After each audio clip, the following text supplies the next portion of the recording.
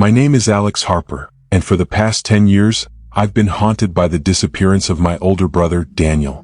He vanished on October 31, 2015, leaving behind nothing but a stack of journals filled with cryptic notes about the occult. I was 22 then, a skeptical college student who thought Daniel's obsession with forbidden knowledge was just a phase. Now, at 32, I'm a librarian in a sleepy New England town, and I can't escape the feeling that he's still out there, somewhere beyond the veil of reality. Last month, I found his final journal entry, dated the day he disappeared. It read, "I'm crossing the veil tonight. The Akashic records hold the truth. If I don't return, don't follow me. But I have to. I need to know what happened." Daniel's journals were a labyrinth of esoteric teachings. He wrote about astral projection, the practice of separating your spirit from your body to travel through the astral plane, a realm where the Akashic records supposedly exist. The records, according to ancient lore, are a cosmic library containing every thought, action, and truth of existence, guarded by entities known as the guardians of the veil. The texts warned of the dangers. If your silver cord, the tether between your soul and body, breaks, you're lost forever. Worse, the guardians don't take kindly to intruders.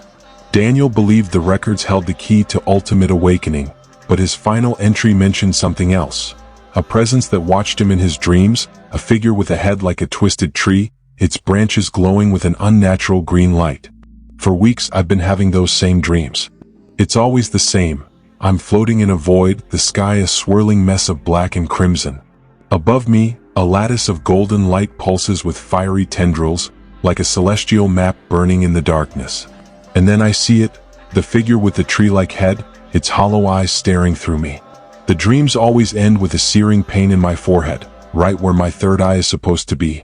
I wake up gasping, my heart pounding, the air in my room feeling too thick, too alive. Last week, I found a sketch in Daniel's journal that matched my dream exactly. The lattice, the void, the figure. At the bottom, he'd written, "It sees me." I couldn't ignore it anymore.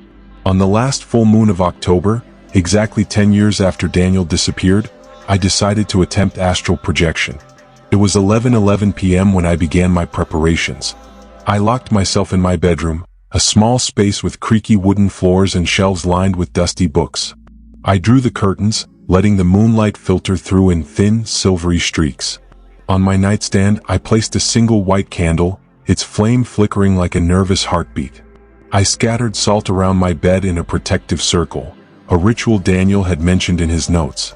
He'd written that salt could ward off lower entities, though he warned it wouldn't stop the guardians. I lay down on my bed, the mattress sinking beneath me, and clutched a small amethyst crystal in my hand, another of Daniel's recommendations. The stone felt cold against my palm, its edges sharp enough to bite into my skin if I squeezed too hard. I closed my eyes and began the breathing exercises I'd memorized from his journals. Inhale for 4 seconds, hold for 7, exhale for 8.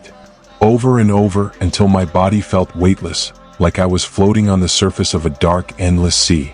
I visualized my third eye, a point of light in the center of my forehead, glowing brighter with each breath.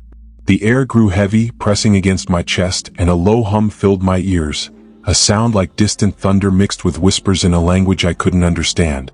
At 3:33 a.m., I felt it, a sensation like falling upward, my consciousness ripping free from my body. I opened my eyes, or what I thought were my eyes, and saw myself floating above my bed. My physical body lay below, pale and still, the amethyst clutched in its hand. A shimmering silver cord stretched from my chest to the ceiling, tethering my astral form to my body. I turned toward the window, drawn to a pull I couldn't explain. The night sky outside wasn't the one I knew. It was the void from my dreams, black and crimson, with orbs of light pulsing like dying stars. The moon was gone, replaced by a cluster of celestial bodies that seemed to watch me, their surfaces etched with symbols I couldn't read. I pushed forward, willing myself into the void. The air felt like wet clay clinging to my astral form, slowing my movements. The whispers grew louder, a chorus of voices overlapping in a cacophony of ancient tongues. I saw shadows moving in the corners of my vision, stretching across the void like jagged limbs, their edges fraying like torn fabric. They had no source, no light to cast them, and yet they followed me, growing longer and more distorted with every moment. In the distance, I saw it, the lattice of golden light from my dreams, suspended in the darkness. It was massive, a web of intersecting lines that glowed with an otherworldly energy. Fiery tendrils of red light radiated from its center, curling outward like the rays of a dying sun. I knew instinctively what it was, the Akashic records, the cosmic library Daniel had sought. My heart, or whatever passed for it in this form, raced with a mix of awe and dread. I floated closer, the whispers now a deafening roar in my ears. The lattice pulsed, each beat sending a wave of heat through the void, and I felt my third eye throb in response. I reached out, my hand trembling, and touched the lattice. A searing pain shot through me like 1,000 needles piercing my soul. The light bled, crimson streaks dripping upward into the void, defying gravity. The lattice shuddered, and a voice boomed from its center, deep and guttural, shaking my very essence. "You are not welcome here." My vision blurred, and I saw a figure emerge from the light, the same figure from my dreams. Its head was a mass of twisted branches, glowing with a sickly green light, its roots dangling into nothingness. Its eyes were hollow, but I felt them pierce through me, stripping away every layer of who I was. The whispers turned into screams, and I realized they were coming from me. The figure spoke again, its voice a low growl that seemed to come from everywhere and nowhere. "You seek what you cannot hold. Your brother learned this." My breath caught. Daniel. He'd been here. I tried to speak, to ask what happened to him, but my voice was swallowed by the void. The figure raised a branch-like hand, and I saw the shadows around me take form. Entities with too many limbs, their bodies made of fraying darkness, their faces blank except for mouths that opened too wide, filled with rows of jagged teeth. I turned to flee, following the silver cord back to my body, but it was fraying, unraveling like a spider's web in a storm. The entities lunged, their claws grazing my astral form, leaving trails of icy pain in their wake. The figure with the tree-like head reached for me, its branches extending, and I felt a cold grip around my soul. My third eye burned, a blinding heat that made me scream again. The void spun, and I was falling not back to my body but deeper into the abyss. I don't know how long I fell. Time didn't exist in that place. But I felt something, a pull, a faint tug on the silver cord.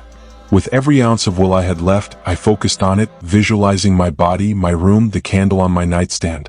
The void resisted, its weight crushing me, but the cord held. Just as the figure's branches closed around me, I snapped back into my body with a jolt, gasping for air. I was on my bed, drenched in sweat, the amethyst still clutched in my hand.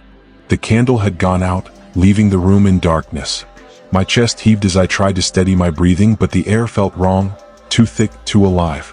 I stumbled to the mirror, my legs trembling, and froze. There on my forehead was a faint scar, a glowing symbol shaped like a fractured star, pulsing with a dim, sickly light. I touched it, and a sharp pain shot through me, followed by a whisper in my mind, "You cannot unsee." The whispers haven't stopped. They follow me everywhere, growing louder at night, especially when the moon is full.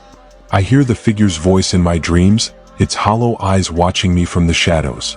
Last night, I found a new entry in Daniel's journal, one I swear wasn't there before. It was in his handwriting, dated yesterday. "Alex, don't come for me." It's still here. I don't know what's real anymore, but I feel it watching me, waiting for me to cross the veil again. This chilling astral projection true story is just the beginning. Subscribe for more true accounts of spiritual horror. These encounters with the unknown are real. Hit like and share with those who dare to face the darkness. I will waiting for you in the next video.